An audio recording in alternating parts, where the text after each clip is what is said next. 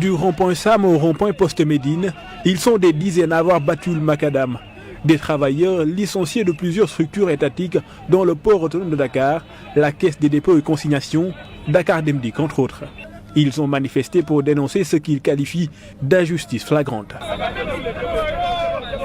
L'objectif de cette marche est de l'arrêter parce que nous, en tant que des citoyens responsables, en tant que collectif, nous avons saisi le président de la République depuis le 30 janvier, le premier ministre depuis le 29 janvier, le ministre du Travail depuis le 30 janvier, le Haut Conseil du dialogue social et les 165 députés de l'Assemblée nationale ont été saisis par courrier.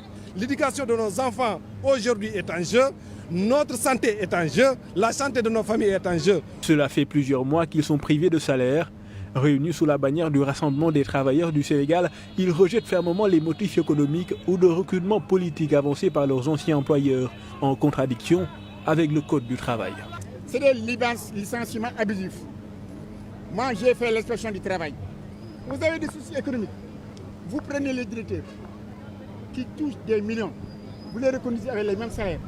Vous licenciez Samba, demain vous prenez Paul. C'est ce qui se passe.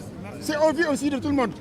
Encore une fois, nous avons affaire à un gouvernement inhumain. Le mouvement a également attiré des acteurs du monde politique. Parmi eux, l'ancien député Moussa Diakhaté.